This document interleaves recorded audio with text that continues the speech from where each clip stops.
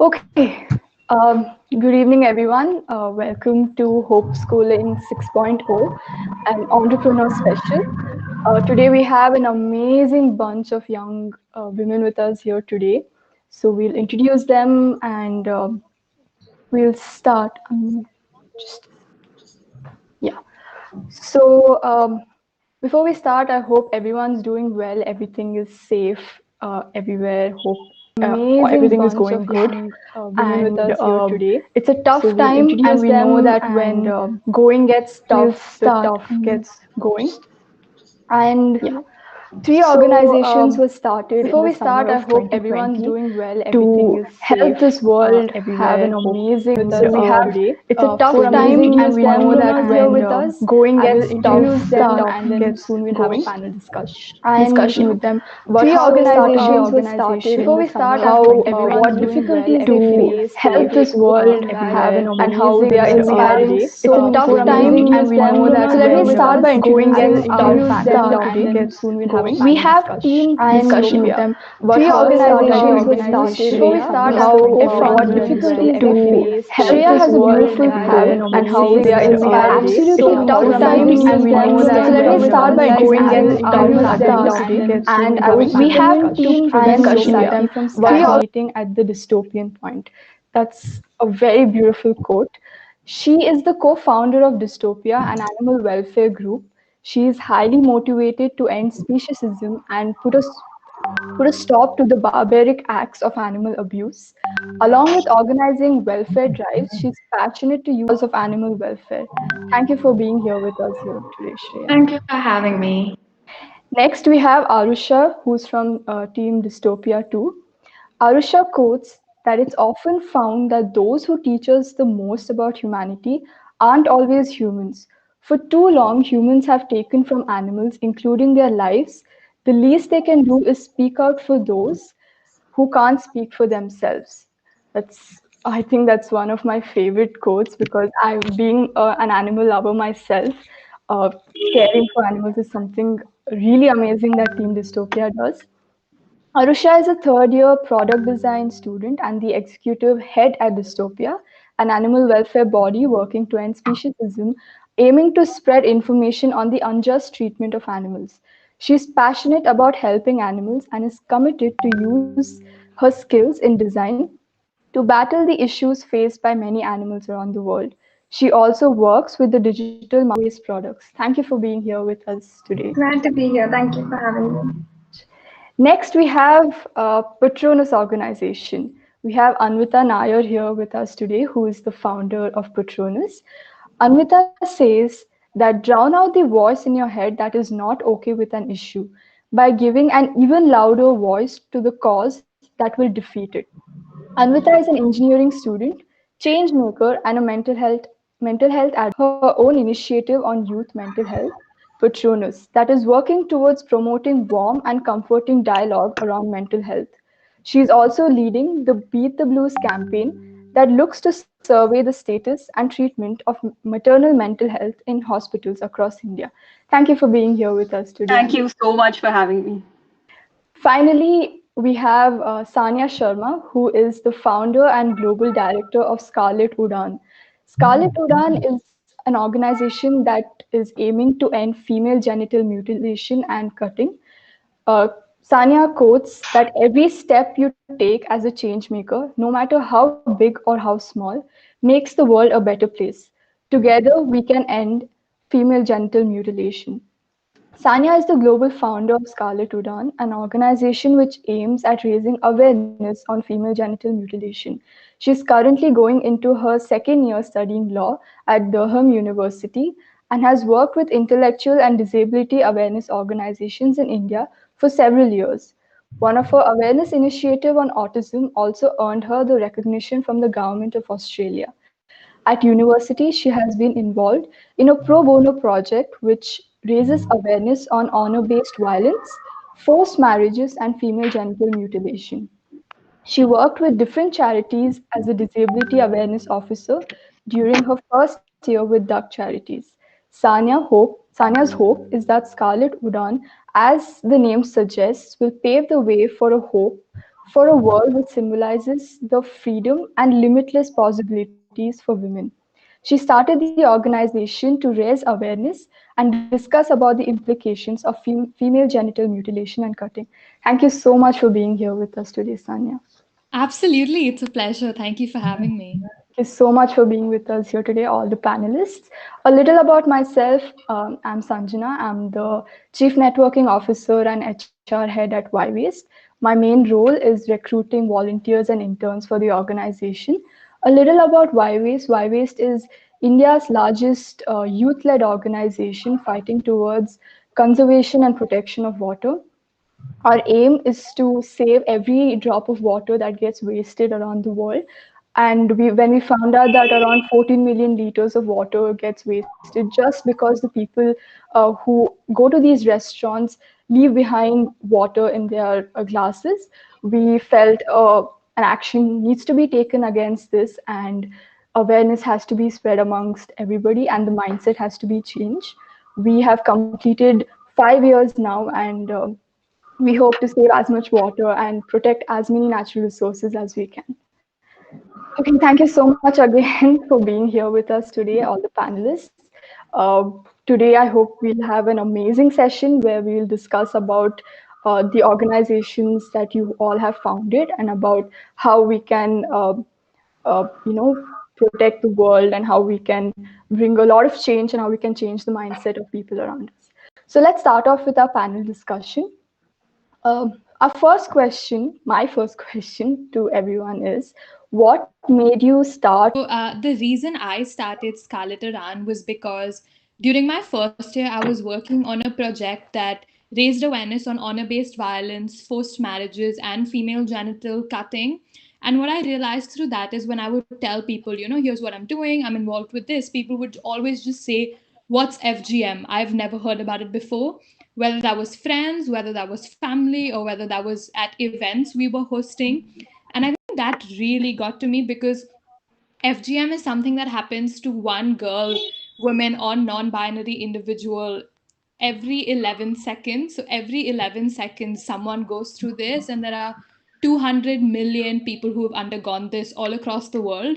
And I think that made me start Scarlet Aran, the fact that it's such a global concern today. It's happening all across the world, and there isn't enough awareness on it, not only amongst the youth or amongst professionals, but just even in the media. People aren't talking about it enough. And yeah, that's why. Sanya, as you said in your quote, that together we need to raise our voices against FGM. I think through this session, people will get to know more about it, and definitely we all together can do it.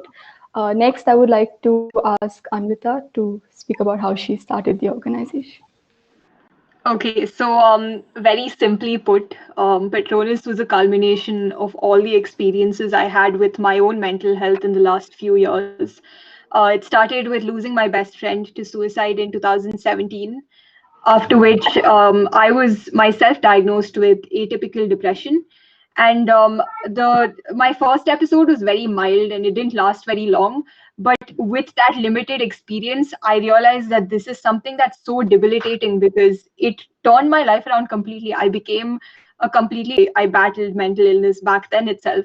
And that gave me the purpose to pursue this. I was always interested in psychology, but now I also had purpose. And then it kind of took a back seat with everything else that was going on in my life. And I had this idea about the advocacy that I wanted to do with mental health, but then other things came up. And then last year I had my second episode where things got a lot worse. I was in a very toxic situation, and towards the end of last year, I realized I'd hit rock bottom with my mental health. But for some reason, I remember it was December 2019, and for some reason, I woke up the next day after I realized, after I had that epiphany, and I just knew something snapped, and I knew that this is what I have to do. I've been sleeping on this idea of this campaign I have for mental health for 2 years now, and this is the time to bring it forward because I somehow knew that working on this would also help me. by helping other people who are going through the kind of struggles that I did or I still was. I would find healing in helping other people, and that's where it started. I started first with Beat the Blues, and then slowly, while working on Beat the Blues, I realized that awareness has to happen in parallel. If I'm talking about mental health and I'm looking for some sort of policy change, I also need. Thank you so much, Amrita. That was so powerful. Next, I would request Shreya to speak about dystopia. Yeah, so Dystopia, firstly, is an organization where we beat speciesism one animal at a time. That's even our motto. So, yeah, by personal experience, I went through the adoption process a couple of months ago, and I noticed the amount of abuse that occurs in the adoption process by breeders and things like that. And especially during the pandemic, a lot of these strays weren't fed because people just stopped going out for walks and things. A lot of stray animals around Bangalore just died on the streets. Also, my co-founder Shrikant, he had his whole episode of where he went down a rabbit hole. Animal abuse be normalized because it is no longer Homo sapiens above every other species. So yeah, so that's what actually was, I guess, was the trigger for us to take the step forward, do something other than just feeling bad and just saying, hey, I sympathize with you, and that's where it stops. We really want to do something more. So yeah, that's how we started Dystopia. Thank you so much, Shreya. My next question is for Arusha. What made you join Dystopia? So helping animals and being with them has always been a passion. But what drew me particularly to Dystopia was that, so back in June or July, I'm not sure when, we had this feeding drive, and that was my first interaction with Dystopia. And so we went around. Usually in these feeding drives, we have to like repeatedly stop at roads and stuff to look for dogs or cat roads and check if they're there, make sure they're fed and everything. So that was exhausting, but none of the teammates complained about it. They just kept on going. If one of them felt tired, they just took over. The other one sat at the back, took some rest, and then continued on with their work. And then some of us were even getting calls from home saying, get back home now because it's late. And plus, we were in a global pandemic and some of them hadn't eaten the whole day. And there was this other member who she was coming into town from out of station and she was suffering from sickness, motion sickness, but that didn't stop her either. She came, even if it was a few minutes late, she joined the drive. We went on till 8 o'clock, made sure at least most of the dogs in our area had some food that day. So that's really inspiring. Basically, we hounded ourselves to look for them, make sure they had meals that particular day. That passion and that this thing, you don't find it in most people. So, yeah. So, That's awesome. Thank you so much, Arusha.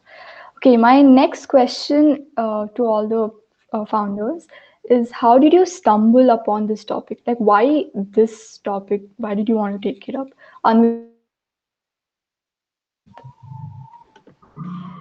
Right. So as I said, after I lost my best friend, I was also physically ill at the time. So I was spending a lot of time at home. I wasn't going to college, and I had a lot of time to myself. And as I said, I already had that passion for psychology. So I started reading more about it because I also spent 4 months not knowing why she took the step. I had no clues. There were no leads. There was no explanation. And I guess I was just searching for answers. I thought, if no one else can tell me why she did it, then maybe textbooks can, I guess, something like that. And I started reading a lot about mental illness. And that's when I knew that this is something like all this information is going to materialize into something else in the future. I knew that I was going to do something about it. And slowly my focus shifted to maternal mental health because I realized that this whole idea of a mother harboring ill feelings towards her own child, that is something that hit home because it goes against everything we know about the bond between a mother and child, right? We've from what we've seen, most of us, and from what we've learned, it's the most pure bond that exists. And to think about how a mother may at some point or for even longer durations not want to have her child around or not feel that bond anymore, that was something that hit home. And that's when I came up with the idea for Beat the Blues. And I drafted the entire campaign back in 2018 itself. But then, as I said, I was idea later.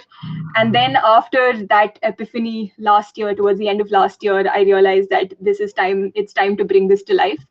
And with Petronas, again, it was something that came out of the need to, raise awareness in parallel to what I was trying to do with Beat the Blues. But the reason that I decided to make Petronas youth based was because I knew that I wanted this to be something that's coming um, from my personal experience, and then of course with my team members as well, from their personal experiences. So it was a conscious decision not to involve professionals. We wanted to make this space about non-professionals, but maybe people with lived experience or anyone who feels passionate about the topic to come forward and talk about it. Because I realized when I was going through my struggle that there were lots of nights where I'm up at ungodly hours with no one to talk to. I felt so cripplingly alone. And what I would do was search for such comforting corners on the internet where I could find an outlet where maybe it was a nice comforting quote, or maybe it was another survivor story. It could be a regular person or even gotten out of it successfully.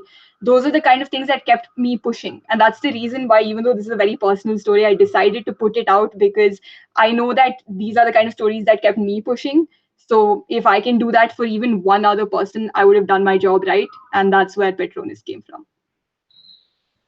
That's beautiful. Thank you so much, Anvita. Shreya, if you want to talk about. Yeah, so I mean, if you're asking specifically about information and the idea around animal abuse, I think it was mostly just the internet. It was just, it was mostly the pandemic rabbit holes on YouTube about veganism and artificial insemination and things like that. So yeah, so it was mostly just that, but also we were bearing witness to a lot more people talking about issues. For example, I'm sure everybody's heard about the whole Kerala pineapple elephant issue, and it was very insightful to get people on both sides talking about it. So we realized that this is something that people are passionate about, that people can sympathize with animals that are not their own. You don't have to just sympathize with a dog that you have at home. So yeah, so it was mostly just that. And we decided to make it was the pandemic and we really couldn't do anything else about it. We couldn't really step out. So yeah. So the internet is where we got our starting point. I think the internet is still why we're surviving. Thank you, Shreya. Sanya, if you would want to say how Scarlett, why that particular topic? Yeah, absolutely. So when I was working on like a pro bono project last year, that's when I first learned about FGM. So I'd heard the term before, but I had no idea what were the health implications, what are its impact, what is the global concern that it is today. And then we underwent training last year, and then we got to interact with survivors. So for those of you who haven't heard about what FGM is, it's the total reason. So there are no health benefits to performing this.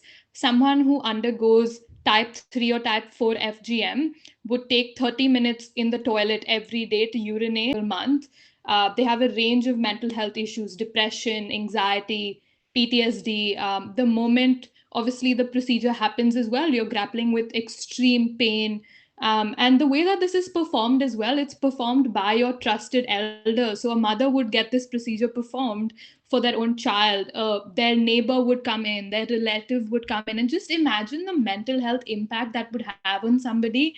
The fact that your parents are telling you, we're just going for a party, we're going out to get an ice cream, we're going out to get cake, and instead they're going out to get this procedure performed on them, with the idea that performing FGM controls females. It makes them pure, it makes them loyal, and it's a condition for marriage. So in a lot of these communities, it's performed to ensure that so that the girl is pure before marriage.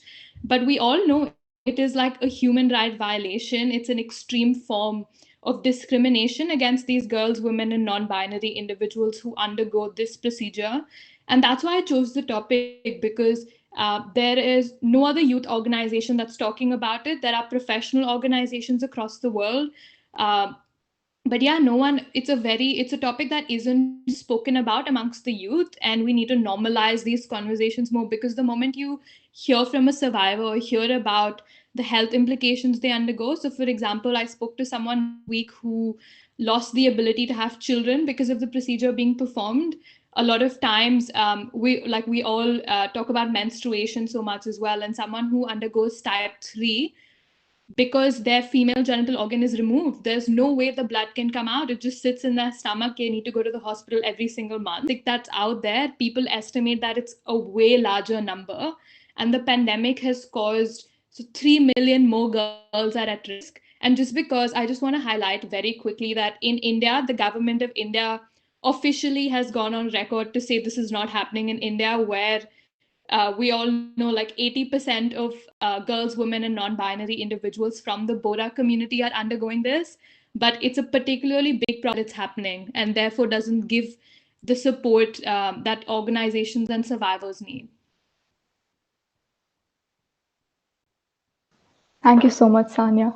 I was just, when all of you were talking about this, I just realized that these topics a few decades ago used to be considered as a taboo, but now there are so many people talking about it. And I'm so grateful to all of you for starting these organizations, for letting people know that every issue that's around the world needs maximum attention from everybody. It's not just about one particular topic, it's actually all. And if everyone can join their hands together, similarly every other issue that's happening around the world, if organizations similarly are started, all the issues can be tackled so well. So I'm just so happy right now that these three organizations were started, and you guys are just so inspirational. Thank you so much for that. My next question is, what have you done from the start of the organization till now, and what do you think the future plans is for your organization? Arusha, if you would want to talk about Dystopia. Yeah, sure. So currently it is making sure movements against racism, homophobia, etc., because it's an equally brutal issue where it needs to be given attention to. Because we have no rights over animals. The way we act is like we have every right to their body, to their what they produce and everything.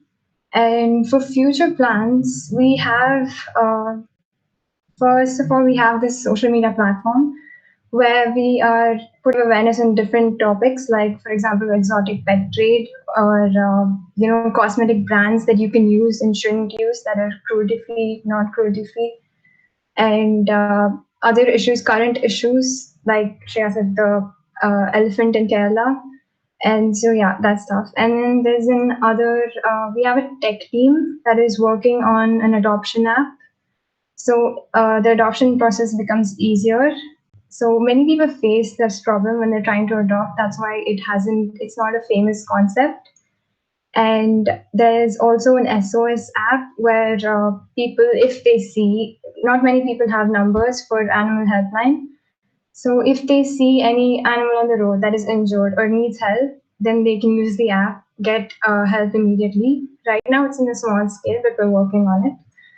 And there's also a product design team that is working on physically helping animals. So, like I said about the food drives, it's difficult for our social drive team to go out almost every week, especially during a global pandemic, feed dogs, look for them, do all of that. So, we thought of coming up with a more permanent solution and make sure that there's least amount of feeding stations that you have to go and fill it up once a week, once a month, maybe, depending on how we come up with the idea. And also shelters, animal shelters that are been scattered here and there on the roads that can provide shelter for either injured and pregnant animals, or provide them shelter from crackers during festivals or heavy storms, rains, etc. And yeah, that's what we have in store for now. But yeah, we'll see where it goes from there. That's fabulous. I'm so excited to see all of these happen soon. And I will definitely try to participate in as many as possible because it's something very close to me.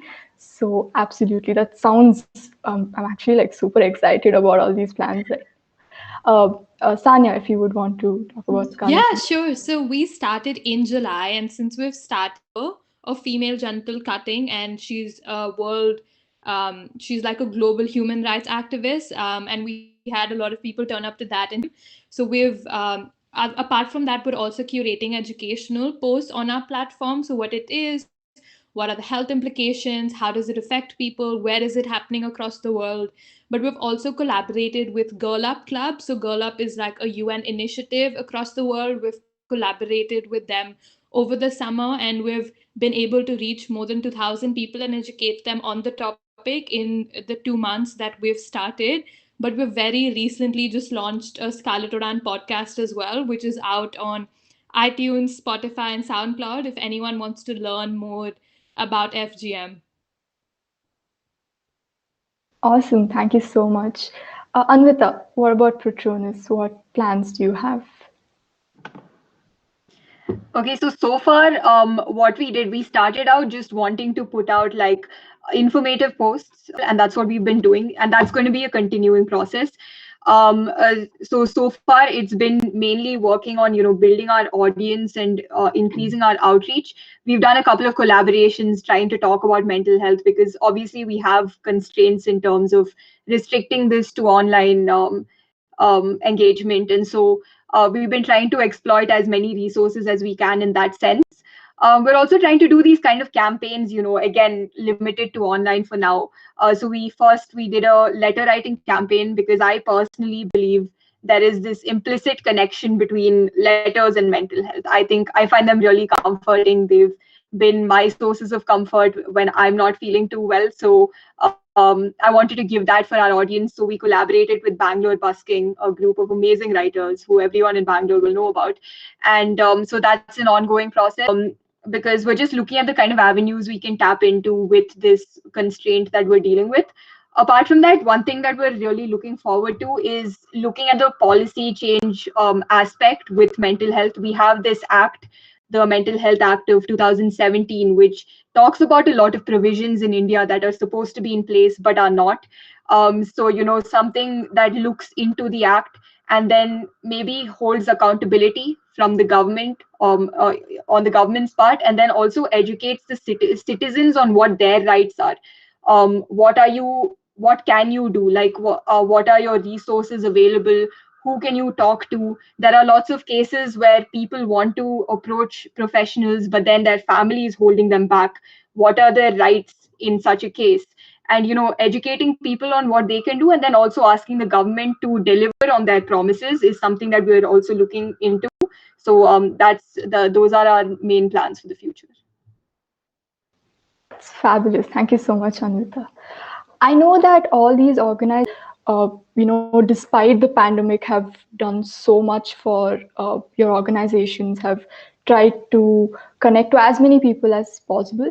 How has this pandemic affected you, or if it has helped you in any way? If you could throw some light on that, starting with Shreya.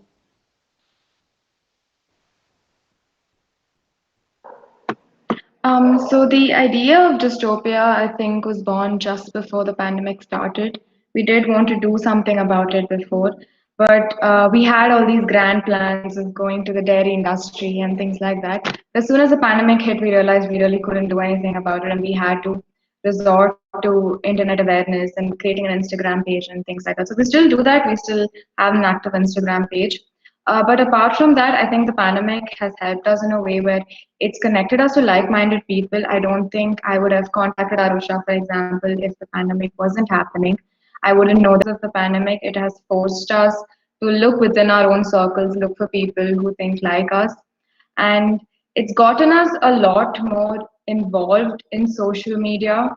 I mean, I don't know if it's just something that I've noticed, but there's been an upward trend of stories and people actually being more passionate about things that they care about because they have a lot more time to look up resources, to start looking up things. So that I think the same thing happened to us at Dystopia. So yeah, so I think the pandemic had its, I mean, pros and cons, but overall, I think it was a blessing in disguise for us. Thank you, Shreya. Arusha, if you would want to add on to Shreya. Can you repeat the question? Yeah, I was asking how this pandemic has either affected your organization or has helped your organization in any way. If you could just elaborate about that. Okay, so I think mainly it has helped us. Like Shreya said, it has brought us closer and as a team. and we're working on it. Made us think broad, expand our creativity, come up with solutions while you're at home to work on these things. So I think it becomes more precise, more efficient when how our tech team is working on it and stuff. So yeah, I think mainly it has helped us, but the only downside is that we are not able to conduct our feeding drives, which I'm sure would have helped a lot of animals, strays on the road. So yeah, that's the only thing that's tough. Thank you, Arusha. Anvita, if you would want to talk about this. Yeah, so I think if I had to pick one, I would definitely say it's aided the organization. In fact, the fact that Petronas exists is only, I think, because the pandemic happened. One, because of this whole self-discovery, introspection phase that I went through just before I started Petronas. If that hadn't happened, none of this would have. And if the pandemic hadn't happened, none of that would have happened. So it's definitely aided the organization, and social media was again something that happened only because of Petronas and what I wanted to do with it. And because of that, I've been able to get in touch with so many people working in this space. I've been able to connect to so many like-minded people, as Shreya was saying, and like the avenues that have opened up, the kind of potential that there is in this field. I don't think I realized it before I started out. And the pandemic, as I also said earlier, it's a lot more people are talking about it, either because they've had some sort of personal experience or because of the things that have been happening in the country, with the kind of coverage that we're having, both positive and negative in the media, with the things, with the most relevant events. And with people going through their own struggles, people are talking about it more, which is why I think we came at the right time. And this pandemic, like if it hadn't happened, I don't think I would have had the courage to start out, because there I would have been like, no, I have too many other commitments. But having all this time to myself, and the same with all my teammates, for all of us to sit down and say that we're passionate about this and now we have the time. So if we're going to do it, we might as well do it now. That's something that happened because of the pandemic. Obviously, on the flip side, there are problems, because we also had a lot of on ground activities planned, like we were thinking of a school program. We were thinking of building some sort of mental health modules, so that we can break down mental health and fundamentals of mental illness, and provide them to school children and different organizations and things like that. And I haven't even met some of my team members in person ever, because of the pandemic. So there are flip sides as well, but I think on the whole, it's Thank you, Anvita. What about you, Sanya? Yeah, I have to echo everything Anvita, Shreya, and Arusha said. Absolutely same. So with Scarlet Iran, the our teams is structured in a very interesting manner. We have somebody in Germany, somebody's in South Africa, someone's in US, someone's in Canada, New Zealand. So it's so interesting because the way this has come together is so no one's met anyone ever before, and we all sort of connected. Everyone was interested in joining, and then we had that entire process. But it's been so interesting over the summer to like sort out everyone's time different and say, okay, we're going to do a team meeting now. But like Anvita said as well, it's definitely aided us too.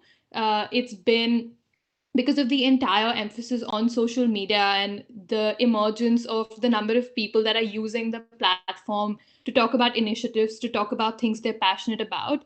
That's been a huge contributing factor in raising awareness on the topic.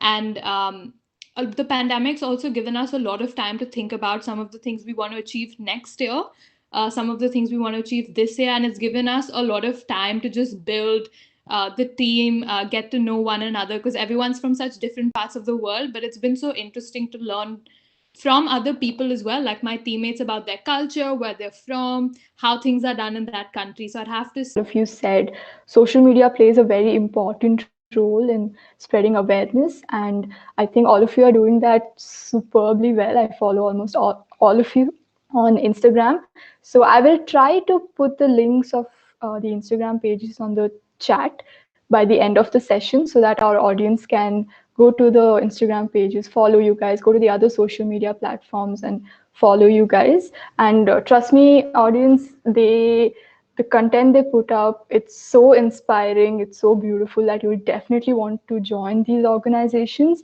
and try to help them as much as you can.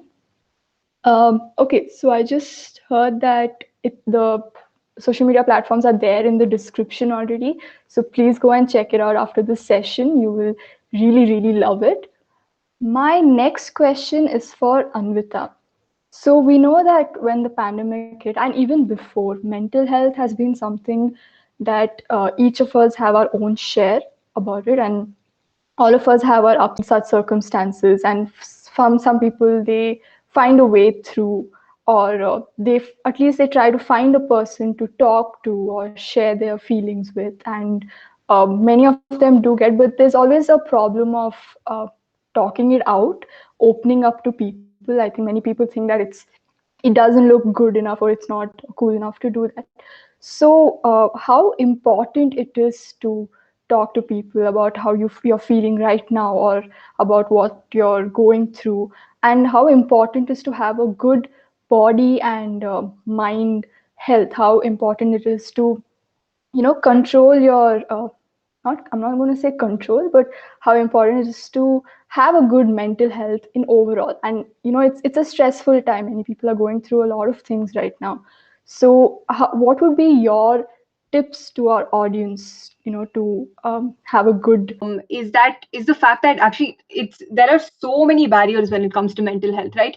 Before you even when you recognize, which itself is a barrier for you to recognize and then accept that you need help, that itself takes so long for people to get there.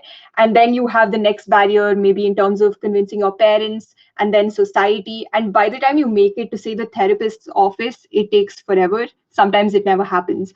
But it is so important to do that. And I'm not saying not just therapists, but as Sanjana said, just talking about how you're feeling. And I can talk about this as a lesson I learned the hard way, because I was going through something for a very long time and I didn't talk about it for a year.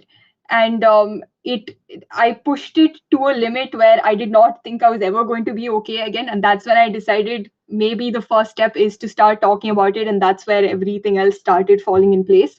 But it is so important to talk about it, simply because if you don't, you're just bottling it up, letting it fester inside until it tears you apart.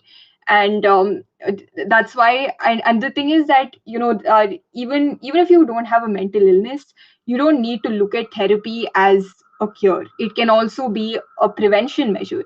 You don't need to go to the doctor. You don't need to go to a psychologist or a psychiatrist only if you're mentally ill, right? When you go to the gym, when you see fit people going to the gym, you don't think, oh, why is he going to the gym? He's not obese. You can go to the gym to maintain the fitness that you already have. So if it applies to physical fitness, the same thing should apply to mental fitness as well. I can go to therapy just because I'm doing okay, but I also want to make sure that I'm doing okay in the future. So to prevent anything from setting in later, I want to go to therapy right now. And that's something that we should normalize, not just with us, with ourselves, but also with our parents, because um, it's hard for them to understand, and you can't really blame them, because as you said earlier, a few years back, these words were completely unheard of. When I'm telling my mom that I think I want to go to a therapist, or I think I have depression, if she's going to say I don't know what that means, you can't even hold her guilty, because where were these words in your textbooks? They've not heard about these experiences from someone else. And when you're reading through your textbooks about these physical illnesses like cancer and all of that, there is no mention of depression. It's not a part of our formal education. It's not a part of discourse in everyday conversations. So these kind of things need to change. This deep rooted stigma needs to go away first, and then we can start talking about what you can do for yourself. And then but talking about self-care practices, again, something that I learned in the last year, probably my biggest lesson, was to recognize what works for you and what doesn't. Like understanding what makes you tick, what gets you going, what's right for you, what's wrong. A lot of times you will realize that things that trigger your negative emotions, whether it's anxiety or insecurities or any of that, a lot of it comes from exposing yourself to that kind of information. It could be people, it could be content, right? So if you just cut off from that, you can't control what's going on in the world around you. And that's increasingly relevant today because with this pandemic, you realize that most of what happens is out of your control. So while you may not be able to control other people and situations, you can control how much of it you're exposed to. So if I choose to stay away from someone who's not good for me or who's not contributing positively to my life, I'm automatically securing my mental health and I'm cutting away so many potential triggers. So do that. That's the first thing. And I think that's why I said that this pandemic has been good for me, because the kind of self-discovery that I had during this pandemic in really sitting down and understanding what is good for me and what's not, and only sticking to the things that are positive, and trying to stay away from anything that did not need a place in my life. That itself made such a big difference, and that's something that we all need to give more importance to, and also normalize. Like, don't feel guilty about making decisions that are favorable to yourself. It's okay, and it's required also.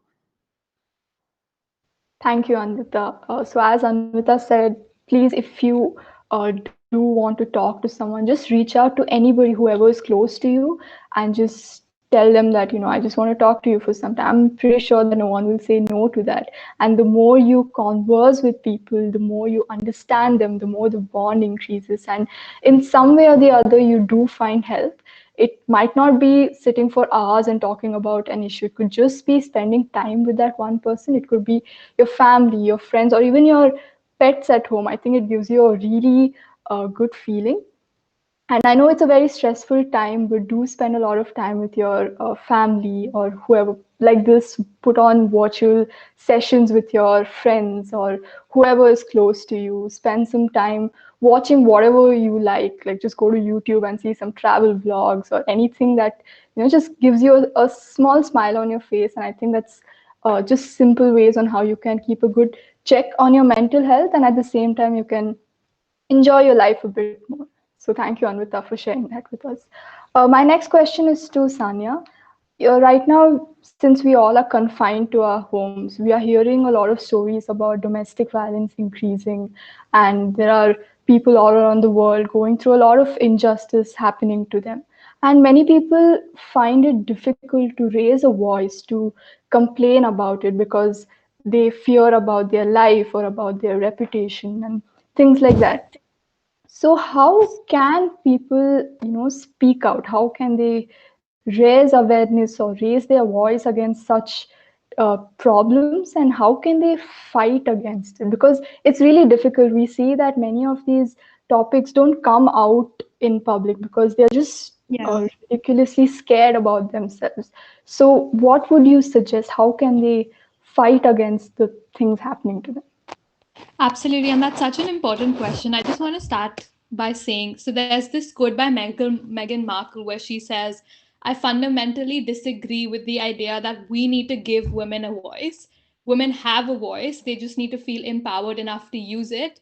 And I think that's such a beautiful quote, because in all of these situations, it's so important to remember these used to be a taboo subject. It's something when you undergo, for example, with female genital mutilation, if you undergo this between the ages of 7 to 10, which is the ages at between which it happens to a lot of girls, women, and non-binary individuals, they're told by the relative, the mother, or the cutter who's performing this procedure that shush, you're not supposed to talk about this.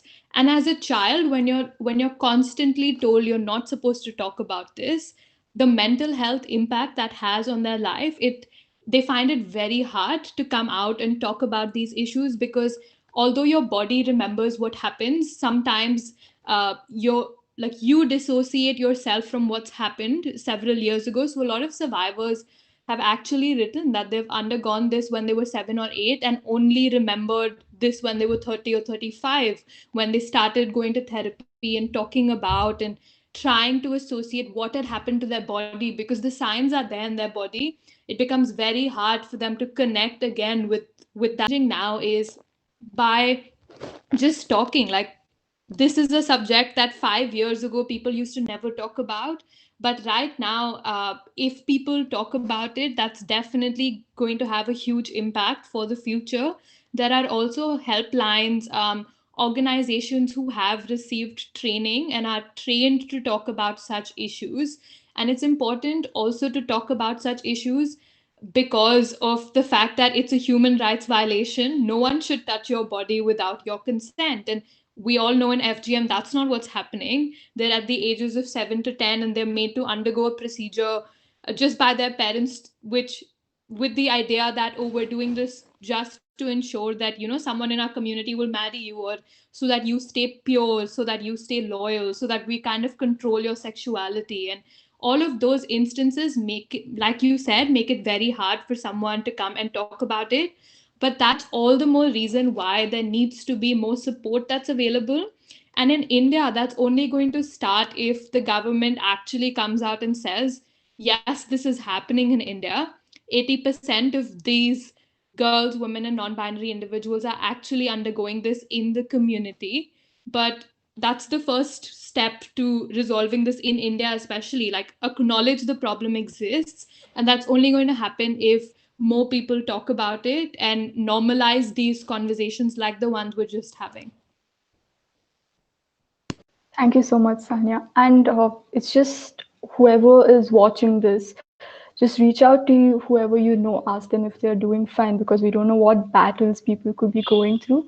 So do keep a check on whoever is close to you on a regular basis. And in case if you are going through this, there's no harm in talking to someone, raising your voice. It could be anybody. Just let them know what you're going through, and I'm pretty sure you'll get help from everybody around you.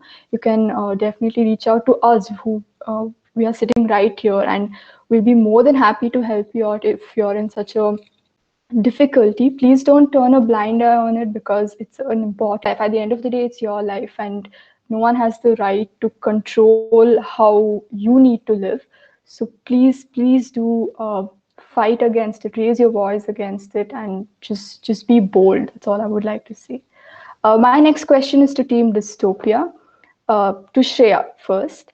So, you know, there are many people before, and there are few people now who usually turn a blind eye towards animal cruelty. And uh, it could be anything. Like, we know that when the Kerala incident happened with the elephant, that's when it just spread like wildfire on social media, and everyone wanted to, raise their voice against that issue. So that's when people, and even if you take the horrible killing of dogs in the world. So what do you think, like, how are we as humans affecting the lives of animals, and how can we help them out in such circumstances? And similar to say what Anvita and Sanya both talked about ignorance, or even Anvita talked about how there's no formal education about things like that and how we're normalized towards animal abuse, right? It starts off by teaching kids EVS, or even we had a series actually on our page where we talked about the Tinkle series and we talked about Shikari Shambhu being the hero. So it's normal, small instances like that just normalize animal abuse, and we don't tend to look at them in a way where they're equal to humans, which is why we grow up. I guess we turn a blind eye towards animals that we can't relate to, that are not domesticated. I mean, the whole Nagaland eating dogs issue, it became a big thing because it was dogs, you know. If it was, say, chickens or pigs, we wouldn't care that much about it. So it starts at home, it starts at your mindset. You have to change the way you think, the way you look at animals. Um, yeah, and also on a larger scale, I guess urbanization. We, our population, say Bangalore, over the last 3 years, the population of Bangalore has grown up to 30%. So things like that are just forcing the inorganic growth of the city. So we're cutting down more trees, we're destroying like animals, lives of animals and things like that. And yeah, apart from that, another mindset we really like to change in dystopia is the idea to adopt only purebred dogs. We have so many strays. These strays are constantly giving birth. We like to call them indies. And yeah, so it's adopt indies rather than going for purebred strays, purebred dogs and things like that. So it starts at home, it starts at your mindset, and it starts at reading, look up resources, question everything. Don't just accept something to be the truth because that's the way it's been. That's not how it works. So yeah. Thank you, Shreya. And I think, as Shreya beautifully told, the revolution starts with us. If people are not talking about it, are not raising their voice, I think now is the time, because animals, they don't do anything to us. The more we harm them, our ecosystem goes bad. So it's important for us to protect our non-human friends. And I think, as Shreya beautifully said, we have to change our mindsets about this right now and try and help them as much as possible. My next question is to Arusha. So we see that many foreign countries have so many shelters, and they take in strays and they give them up for adoption, and they get a new house. India has also started quite a lot of shelters, and it's all about protecting the strays around us, or any animal that has been going through cruelty. So, how important are these shelters, and how important it is to adopt such animals and give them a nice house? And also, you told about the uh, dog feeding drive that you did during the pandemic. So, what else can people do while they are under the pandemic to help these animals? Shelters are really important, really, really important, because thanks to breeders, there was a time period where Indies, dogs, cats, any other animal, all Indian breeds indigenous to India, were ignored. They were all homeless, and we gave a lot of attention to breeders, paid them money, got purebreds, or even mixed any genetic mutation, this, that. They still do experiments on dogs. So yeah, because of that, the only home that dogs or cats or any other animals had during this time was shelters and the roads. So I think shelters are important, and also for medical help. Like suppose you see on the road when you're going, you can see like a dog limping, or the cows that are abandoned, this, that. So many animals homeless. So I think shelters are important for medical health too, because some dogs might need amputation, this, that, major medical procedures that cannot be provided by just anyone. And also, so previously I was volunteering at this animal shelter called Come Hospital, called People for Animals, and there was this designated enclosure specifically for lifetime care animals. So animals like that really need shelters specifically, because they either have a missing wing, or birds for birds, and for dogs or monkeys that have been brought up with humans, which is again illegal, but they have been, so you cannot let them back into the wild, because they will come and interfere with humans and in turn get hurt. So as little human interference as possible is recommended. So yeah, I think shelters are important. And as for your question on how we can help animals, I think it's important to maybe, in these times, just go down or out into the road, your own street, in front of your house, keep like a bowl of water or food. You can even give like leftover food, but obviously like edible food, not just any leftover food, stuff like that. Or you can, help use social media, spread animal helpline numbers, interact, become active in social movements that work for animal welfare. And yeah, sorts of like this. You don't necessarily have to go outside, be physical, help with them and everything, but these are some of the small ways you can help them in. So yeah, that's it. Thank you so much, Arusha. That's beautifully told. So I think now all of you know that shelters adopt new animals. They'll be good pets for you. You'll have amazing fun, and you know how much love animals can give us. And if you give the same thing back to them, I think they would really love it, and you can in turn make another life beautiful along with yours.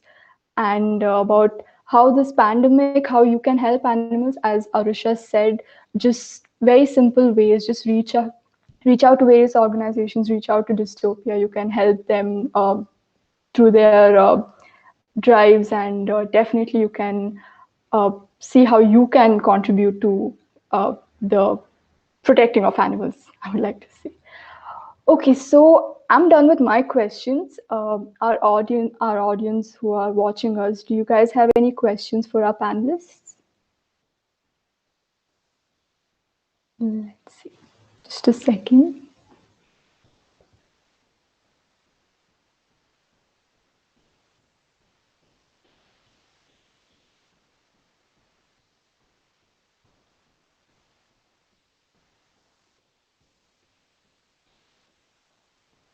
Question.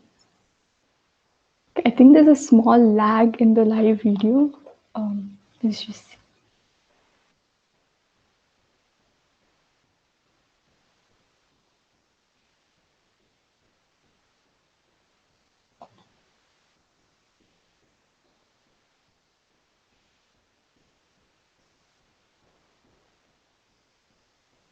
Okay, by the time our viewers ask us questions, I would request all the panelists to just say a few motivational lines for our audience during this time. And you guys can also talk to them about how they can join your organization or see how they can contribute to it.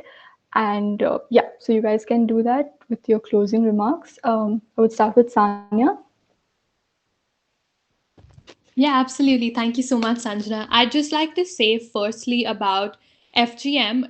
You can help us by doing one of these two things. You can talk about this with your friends, family, and in your community. So, talk about, just have a conversation on it with your family members, someone who hasn't heard about it before. That's going to go a long way in raising awareness on the subject. And two, you can write to your local leaders, government officials, elected representatives, and ask them what they're doing about this. Especially in India, this is really important because the government isn't doing anything about this at the moment. So if you write to your elected representatives in your states, across the country, political parties, that's going to go a long way. And just lastly, I'd like to say every bit counts. Even if you just have a conversation with about FGM with one other person, that's going to go a really, really long way. And I really hope we can end FGM and person is undergoing this. I'd just like to end with that. And I'd like everyone to just dwell on that number. Thank you so much, Sanya. Anvita, what about you? In terms of engagement with Petronas, if we're not really recruiting right now, we finished our recruitment process. But if you just drop us a message and show any kind of interest in any kind of involvement that you would like to have with us, we will definitely take that into consideration and reach out to you if we have any openings at any point in the future.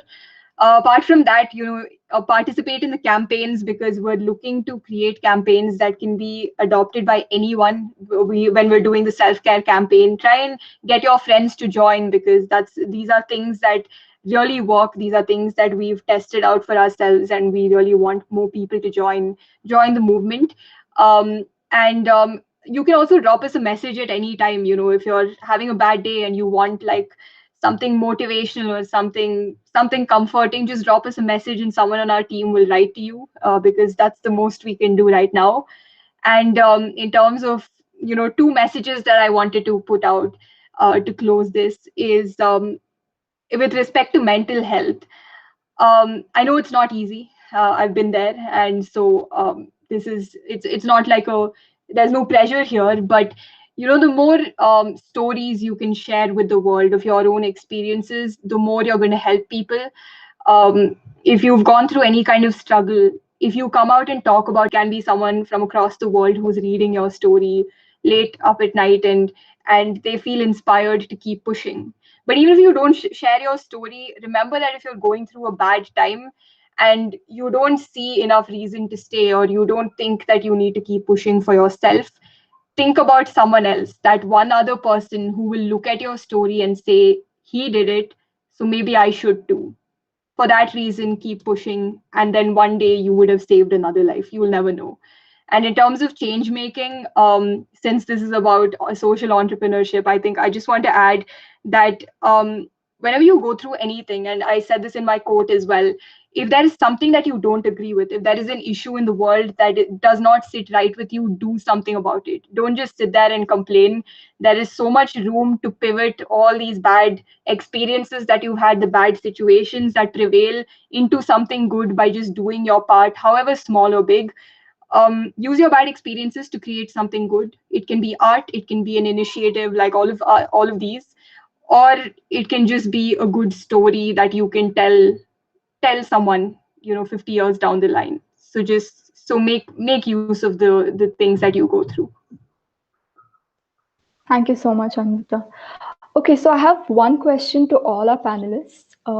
What are your biggest challenges right now besides the pandemic in your organizations? Let's start with Shreya. So as Arusha mentioned, we have a couple of tech projects underway because we noticed that social work isn't that sustainable anymore. We needed to have some technical projects to back up our feeding drives. So right now we're looking at prototyping and hosting domains and things like that for our tech projects. So those are a couple of challenges we're facing right now. And apart from that, the feeding drive that we have, we're finding it hard to get people to donate food and try to communicate with us, mostly because of the pandemic, I guess. But yeah, those are a couple of challenges we're facing. Arusha, if you want to add on to Shreya's. I think I agree with everything Shreya's saying. These prototyping, this, that, and we're also other challenges that we're facing is, I guess, uh, the fact that like we would, so we got a lot of responses on social media saying we want to be a part of the team, but since we're just a small organization for now, we're trying to grow. We don't have that much space. So that's one of the challenges we're facing because we have to choose like a limited number of people. We're hoping that doesn't cause a negative effect. That's all. Thank you, Arusha. Sanya, how about you? Challenging getting men involved in the conversation, but I think it's so important to get them involved because while this is affecting a girl, woman, or non-binary individual, it still impacts the entire community. It impacts a family due to all of the implications the practice would have on that person who's undergone it. But I have to say it's been challenging engaging men and boys in the conversation of FGM. Thank you, Sanya. Anvita, what challenges are you facing as an organization? So the main one that we deal with right now is the fear of having passive engagement.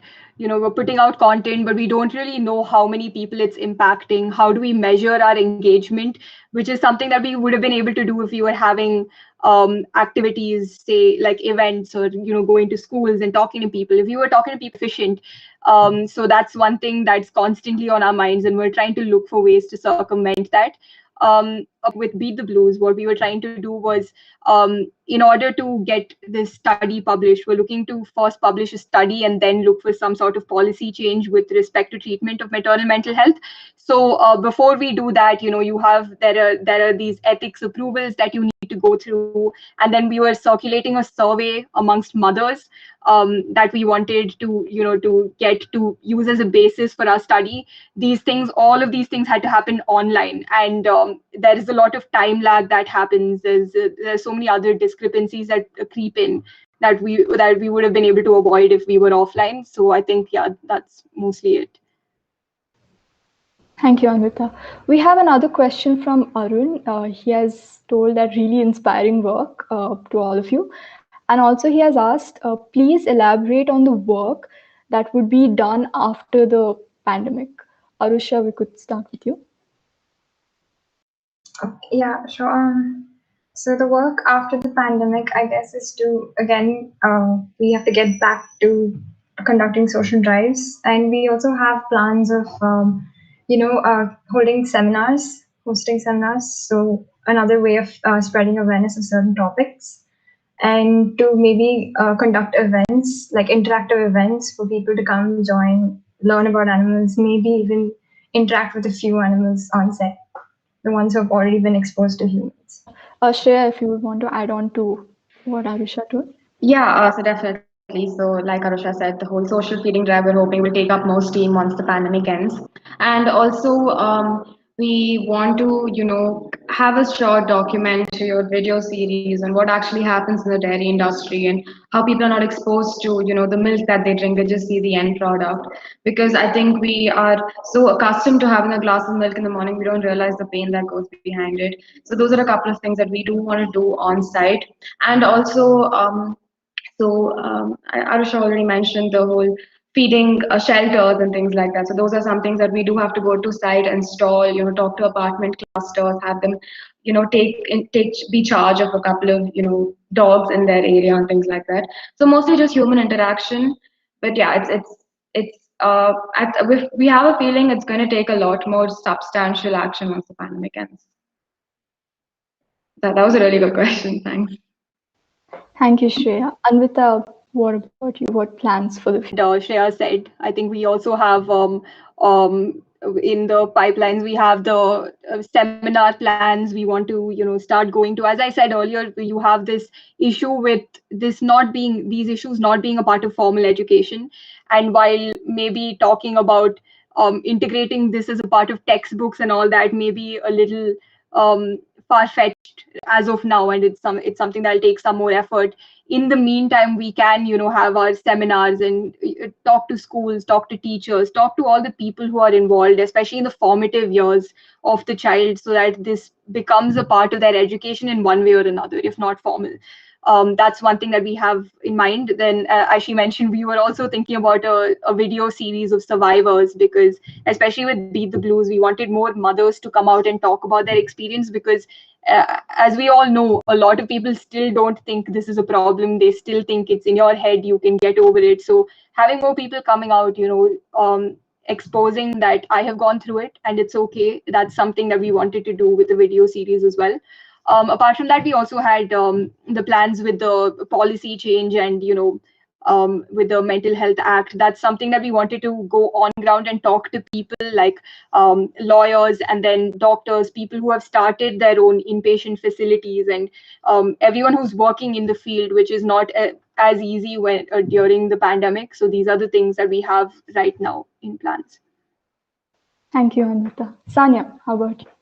Yeah, I just have to say that's a really good question and absolutely echo everything all of the other panelists said in terms of human interaction. So, because our team is in different parts of the world, I think we'd really like to use that effectively in raising awareness on this in different parts of the world, because there's a misconception that FGM only happens in Africa, but it's happening in Europe, it's happening in the United States, it's happening in India. So, it happens in like 92 countries all across the world. So some things that we had in mind were obviously doing on ground training, not only to communities, but to doctors, teachers, because what happens is kids will go up to a teacher and say, this procedure was performed on me. And the teacher would say, oh, how was your party? Isn't it like a cultural practice? So there is no training that's given to teachers, doctors. Sometimes when you'd go to a doctor, a lot of survivors have written numbers is absolutely zero from these, just like doctors, teachers, law enforcement as well. There's been a huge lack of law enforcement now who's intervening due to the pandemic. So a lot of our future plans would be training doctors, nurses, teachers on how to identify risks that someone might undergo this procedure, how to support them, how to also like give them, signpost them to therapy outlets. So most of that, but it would also be global marches across the world, but especially in India, because the government of India doesn't recognize FGM at this very moment. So it'd be a lot of policy change. Thank you so much, Sanya. We have one more question from Shrishti. She has, it's actually a really, really nice question. Being a young change maker, have you ever felt that you're not taken seriously by older adults? And by the way, Anvita, if you would want to answer this question. To be very honest, in my experience with Petronas, not really. I have not come across any situation like that. In fact, I was pleasantly surprised when I started out working on Beat the Blues. I was really scared that it's going to take me months before I find the right experts who are ready to talk to me. But it just so happened that the very first phone call I made to a psychiatrist, she was so welcoming. She was immediately on board. She said, "Yeah, I mean, I'm so glad that there are people of your age who think this is an issue," and I think they are also starting to understand that the youth, our voices matter, and that we have more of a stronghold now as compared to them. That's just the truth. Like with the average age rising, or I'm sorry, dropping in the population, they know that if people are going to listen, they're probably going to listen to us more, and we know how to pitch things as well. So I think it's a two-way street now where we can use their expertise and they can use our voices. So I think the people are coming around. But yes, this is definitely a problem. I was lucky enough not to face it, or I haven't so far. But I remember when I was working with White It Out with people in restaurants, agreeing to start with the glass half full campaign and all that. So it is something that we still need to work towards. But I think, as I said, they are coming around. Thank you, Anvita. Shreya, how about you? I mean, I don't think anybody didn't take. I mean, I don't think people did not take us seriously. I feel like it's a topic that being a youth organization, I think we are the generation that can make the change, and I think a lot of older people as well in the city do have animals and can sympathize with the whole movement that we have. So yeah, no, I mean, we really did not face any opposition from adults, or not even adults not taking us seriously. They were all on board, and especially during our feeding drives, a lot of these older aunties actually, made food that we could actually distribute and things like that. Thank you, Shreya. Arusha, what about you? Yeah, like Shreya and Anvita said, they were being really supportive. As in when we started this initiative, uh, so during the feeding drive, there was this one person who asked us what if we had any information about neutering dogs, this that. So it seemed like everyone were coming out of their house. Some of them even told us that we were doing good work. So they appreciated us. They asked us questions to increase their own awareness and stuff. So yeah, I think it's a good thing.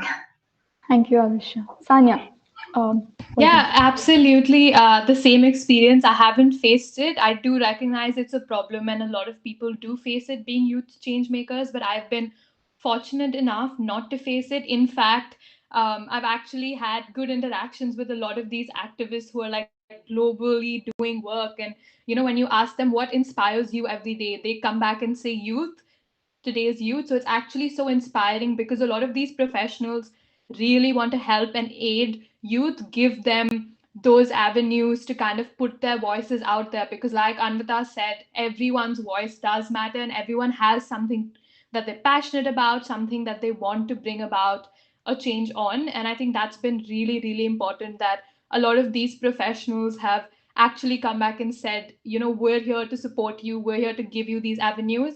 It's also been very interesting because I didn't think they'd have a lot to learn or they'd have a lot to like just talk to us about. I thought as a youth organization, I mean, what do we have to offer when like they're doing this globally?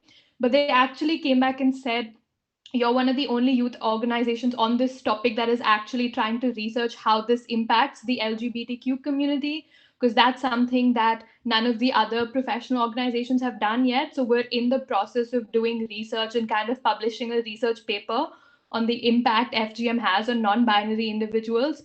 So I'd have to say, in my experience, it's been so interesting to learn and absorb from all of their experiences, and I'm so glad it's both ways. Thank you, Sanya. Supportive of all these organizations. Same experience for me as well. Every time I visited a restaurant or any of the Y Waste members visited the restaurants, everyone was so supportive. They were so inquisitive to know what the organization does, about how we did the survey, of how we got to know so much water gets wasted, and also when they would ask what can we do as citizens of this world to some simple ways to control the wastage of water. So I think it's really nice that the world wants to come together and bring in a change. So thank you to everyone around for that. Thank you so much, audience, for whoever asked those questions. Since we are running a little short on time, we won't be able to take any more questions, but you can always reach out to the social media platforms of these organizations and ask them your questions. They'll definitely reply back to you.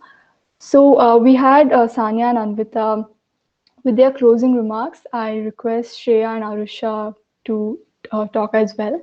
Shreya, let's start with you. So in regarding with joining our team, you could just hit us up on Instagram and we're pretty quick to respond.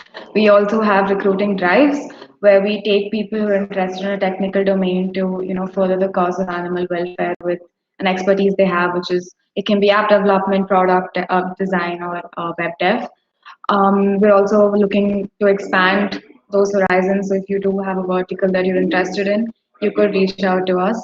And yeah, so I just think I'd like to part with asking people to stop, normalizing things just because they have been the way they are for a couple of years, or the way they've been, or the way they've been presented to you. We encourage people to stay hyper aware, to question things, to stop accepting it. And yeah, so that's what we're doing at Dystopia. We try to end speciesism, which is something that we believe is on the same lines as racism and sexism. And I think that can only be. Thank you, Shreya. Arusha, your closing remarks. Yeah. Uh, I think Shreya covered the recruiting part, all of that, how to get in contact with us and stuff. So I'll just skip to this thing. So I think one advice I'd like to give people is to look at animals equally, like how you look at your kids, these people. So please treat them with compassion. Uh, Give them, like I said, do little things like giving them food, water, this, that.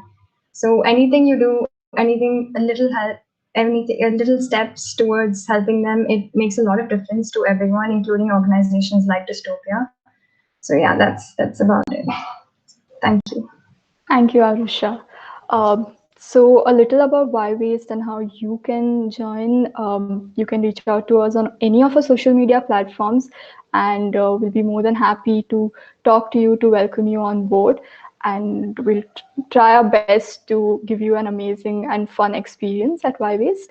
And to conclude, first of all, thank you so much, all of you, for joining us today, panelists for inspiring us so much, and viewers for joining us, watching us, and learning so much from all these leaders here. If you have an issue around you that you want to tackle and you don't know how to go about it, you can reach out to us. We'll be more than happy to guide you through it and tell you how you can come up with solutions to it. You want to start your own organization, reach out to us. We'll be more than happy to give you tips and tricks on how you can start your organization, how you can reach out to more and more people. And I would just like to say I was so inspired being here today, and I could literally talk to all of you for like hours and just keep getting more and more inspired by all four of you. But since we are running short on time, we'll have to conclude it here.